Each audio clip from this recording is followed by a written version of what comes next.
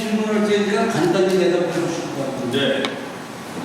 그 저기 7호선 관련해서 뭐 질의응답이 많았기 때문에 제가 그건 안 하고 그 김동연 경기도지사의 공약인 GTX 1호선이 지금 보면은 송우리까지 오는 거로 이렇게 되어 있는데 그게 지금 추진을 할 단계인지 하고 있는지 그거 하려면 중앙부처에도 많이 방문을 해야 하는데 중앙부처 방문 계획하고 그 다음에 포천에 군부대와 통합이 돼서 빈 군인부대 자리가 많은데 거기를 이용을 해서 또 첨단기업 유치를 한다고 그러는데 나름대로 했을 때 그게 과연 그거 유치하는데 사용이 가능한지 그 두 가지를 답변을 부탁드립니다. 간단하지가 않네요. 간단하게 없을까요? 네, 고맙습니다.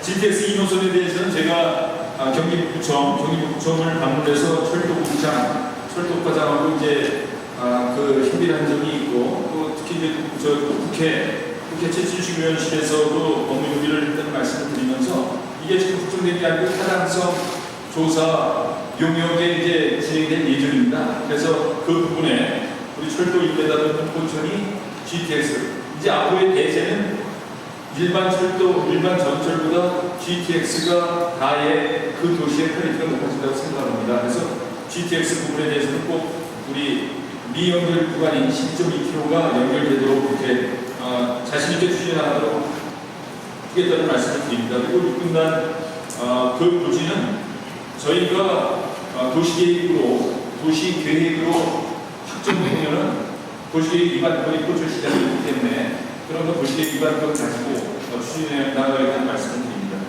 다음. 네, 다음 브릿지경제 박성훈 기자님 질문.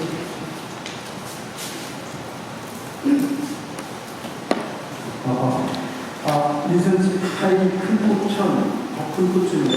박서빙고이라는 슬로건으로 포천 출발하신 배영희 시장님이 주시면 축하드립니다. 네. 앞서 좀 전철 7호선 관심사였는데 질문이 좀 많이 나왔는데 거기서 좀 이어지는 내용일 것 같습니다. 오늘 말씀 자료에서도 나온 거 보면 전철 7호선 관련돼서 외부 전문가 2명 특별위원회를 통해서 면밀히 검토한 결과라고 말씀하셨어요. 근데 이제 요 내용 가지고는 사실은 후보자 시절 때 내신 공약을 지지했던 지지자들 입장에서는 이게 그렇게 자세히 아닐 것 같은데 이 면밀한 검토 결과라는 게 구체적으로 어떤 건지 좀 알고 싶고 또 외부 전문가 2명은 누구를 말하는 거고 특별위원회 어떻게 구성이 돼서 어떤 기간 어느 기간 동안에 이제 검토를 하셨는지 궁금하고요. 그리고 예를 들어서 지금 이제 공약을 사실은 1호 공약인데 사기한 걸 보이는데요. 결과적으로 이제 보면은 지키지 못할 약속을 하시는데 시장님의 공약을 지키신 분들에게 혹시 이 자리에 들어서 사과할 의향이 있으신지 궁금하고요. 또 한 가지는 요새 이제 지방선거 당시인데 지방선거 당시 자랑특혜이신 최춘식 의원님이 내촌 내리 도시개발 사업이 제2의 대장동이라고 그렇게 하셨어요. 근데 지금 이제 당선이 되신 입장에서 현안사항 등 업무 보고를 다 받으셨을 것 같은데 지금 이제 시장님 입장에서 봤을 때 내리 도시 사업이 최춘식 의원이 의혹 제기한 것처럼 제2의 대장동이라고 보시면 궁금하고요. 이 사업을 진행하실 건지 아니면 폐기하실 건지요? 궁금합니다. 예, 먼저 전철 7호선에 대한 문제 질문부터 답변을 드리도록 하겠습니다. 우리 언론인들께서 좀 다시 알아주셔야 될 게 이제 8월 정도에 2019년도 1월 달에 예타 명제가 된 게 3년간을 사업비가 많다 적다 사업비 확정 못하고 여태 끌고 오다가 지난달 정도에 사업비가 확정이 됐죠. 그리고 이제 겨우 8월 달에 기본계획 승인 예정을 추진 중에 있습니다. 기본계획이 승인이 되고는 약 1년, 2년 정도를 설계를 합니다. 평시 발주가 되고 설계를 해서 교통영향평가, 환경영향평가, 각종영향평가 하게 되면 2004년 12월 말, 2004년 빨라야 2004년 12월 말이나 이렇게 이제 그게 확정이 될 겁니다. 그러면은 그 이후에 5년간 시공을 합니다. 그래서 아주 정말 타이트하게 계획했는 대로 스틸 없이 진행이 돼도 2029년도나 2030년도에 하게 되는 겁니다. 그걸 이제 우리가 전철 들어온다고 희망이 갖고 있는 건데, 이거를 지금 뭐 해리기했다 안 했다 이런 문제가 아니라, 저는 포천에 전철이 제대로 들어와야 된다는 얘기죠. 앞으로 10년이나 탈 전철인데 제대로 들어와야 된다. 이 공약을 전혀 GTX의 2노선이라는 계획이 전혀 없었다면 저는 이게 목숨 걸고라도 전철 7호선 직결에 대한 부분을 지켜내야죠. 그렇지만 대안이 생겼습니다. 더 좋은 대안이. 더 좋은 대안이 생겼는데, 이거 전철 7호선을 꼭 전철 7호선 목적에서 포천 구간을 꼭 뭐 하지 않겠다고 그걸 할 필요가 있느냐. 이것대로 그 기능을 인정을 하고, 이거는 이것대로 국가 예산이 추진하도록 놔두고, 새로운 대안이나 더 좋은 대안이 나타났으니 이거에 올인하겠다. 그럼 포천 시민들은 두 가지의 방역교통 수단을 이용할 수 있는 기회가 생기는데 왜 제가 사과를 해야죠? 그러니까 그런 부분에 대해서는 저는 정말 제가 정치적인 고려 없이 시정을 수행하겠다고 말씀을 드리고 약속을 드리는 게, 그런 정치적인 고려, 제가 선거의 이유를 따라서 그런 고려 안 합니다. 오로지 포천시의 미래 발전, 장래 발전을 위해서 그런 추진을 하겠다는 말씀을 대안이 나타났기 때문에 그거를 아주 10년을 들여서 추진하겠다는 말씀을 드립니다. 그리고 내리 개발 문제에 대해서는 제가 들어와서 업무보고를 하다 보니 진행된 게 거의 없습니다. 진행된 게 없고, 또 그 과정에서 대장부의 문제가 생기다 보니까 제도가 좀 바뀐 게 있습니다. 분양가 상한선이 정해지다 보니까 그게 민간이나 공기업에서 추진하는 게 이윤이 급격히 이렇게 제한이 되다 보니까 그 사업이 추진될 거다 안 될 거다.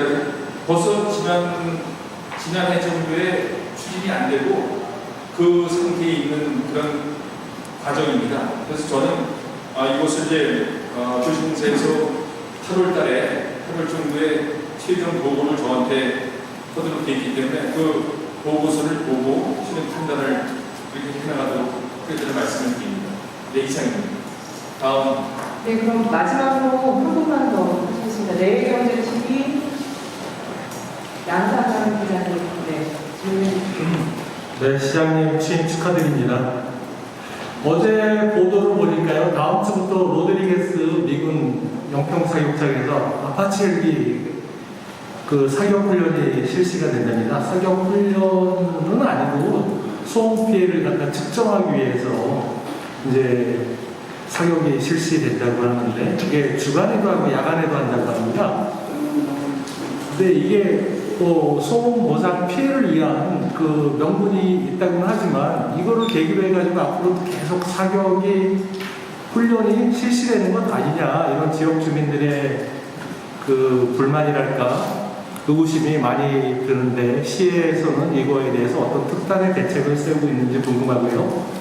두 번째로는 그 시장님의 그 교통 공약 중에 철원까지 고속도로를 연장한다는 게 있습니다. 제가 지난주에 철원의 그 드루리 협곡이라는 데를 다녀왔는데요. 거기는 그 포천의 주상돌리가 훨씬 더 뛰어난데도 막상 가보니까 잔도길이라고 그거 외에는 별로 볼 것도 없던데 10,000원씩 내고 막 줄 지어가지고 관광객들이 들어가고 있습니다. 시장님 공약 중에는 이거 보니까 그 관광 레저 물류 대변역의 길을 열어나가겠다고 하는데, 철원까지 그 고속도로를 연장하면 포천보다는 오히려 철원에 더 좋을 것 같습니다. 제가 궁금한 거는 포천 시장님이 왜 이렇게 철원을 위해서 발벗고 나서셨는지 그게 궁금하고요. 세 번째는 제가 또 한간에 듣는 얘기로는 아직까지도 아침 새벽부터 그 동네 주민들이 야유회 떠날 때 고속버스까지 가셔가지고 지금까지도 뭐 당선 사례 인사를 하시는지 잘 모르겠습니다만, 저녁 때는 또 상가집 다니시고 시장님 너무 바쁘실 것 같습니다. 몸도 나만할 것 같지도 않고 소통 중요합니다. 중요한데 제가 생각하는 거는 그 주민들한테 인사 새벽부터 밤늦게까지 인사 다니는 게 소통은 아니라고 봅니다. 그 시장님이 진짜 시정 발전을 위해서 연구하고 공부하셔야 될 시간이 많이 필요한 것 같은데 언제까지 그 주민들한테 인사하러 다니실 건지 그것도 좀 명확히 좀 알고 싶습니다. 이상입니다. 예, 고맙습니다.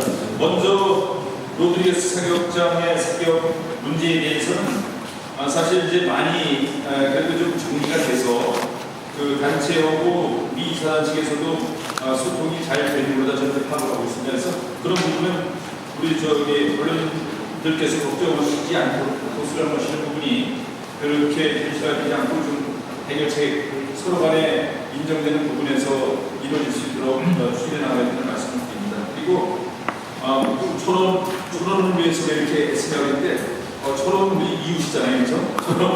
그리고 이 고속도로라는 것은 사실 통과 접근성을 위한 도로가 아니고 고속도로는 통과 개념의 도로인데 사실 말씀들이 많습니다.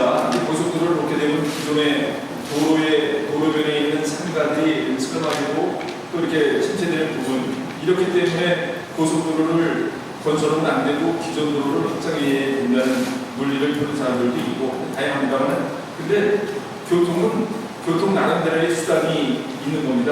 통과 교통을 위한 수단 또 접근성을 위한 수단 이런 수단이 있기 때문에 저는 철원을 위해서 고속도로를 건설하는 건 아니고 철원 주민들 이제 혜택을 보겠죠. 그렇지만 우리 포천이 전 지역이 읍면동이 균형 발전을 통해서 지정도시를 건설하겠다는 시정 방향에 맞춰서 전 읍면에 골고루 방역교통의 혜택을 받으면서 어떤 기업이 유치될 수 있는 그런 부분에 역점을 두고 있다는 말씀을 드리고요. 그 과정에서 철원군이 아마 많이 혜택을 받을 겁니다. 그 부분은 철원 국회의원과 또 철원 군수랑 또 같이 힘을 모아서 고속도로 빨리 개통될 수 있도록 개설될 수 있도록 해나가겠다고 말씀드립니다. 그리고 세 번째 질문은 아주 제가 고맙게 생각합니다. 제가 선거 기간 중간에 새벽 5시에도 나가보고 6시에도 나가보고 이제 어디 여행 떠나신 분들 나가서 인사를 드리고 있는데 되게 피곤해요. 그거로 하다가 또 당선이 됐다고 딱 끊고 안 가는 거는 또 어떤 시민들에 대한 도리가 아닌 것 같아서 부분적으로 하고 있습니다. 근데 오늘 양승현 기자님 덕분에 내일 다 할게요. 한 8시나 9시 때 출발하는 부분, 또 이제 그런 형평성 문제도 있는데, 사실, 다 이렇게 찾아뵙지 사실 못하거든요. 단체들도 많고, 마을에서 떠나시는 분들도 많은데, 어차피 다 뵙고 그러지 못하기 때문에, 다른 소통의 방법으로 시민들을 찾아뵙는 걸로 보고, 저는 이제 말씀하신 것처럼, 사실, 이제 조금 취임하고 나서 좀 정리가 되면 저는 경기도나 중앙부처 또 어떤 이제 규모가 큰 기업들을 찾아다니면서 투자해 주는 부분 이런 부분에 역점을 둬서 시정을 운영하겠다는 말씀을 드립니다. 고맙습니다.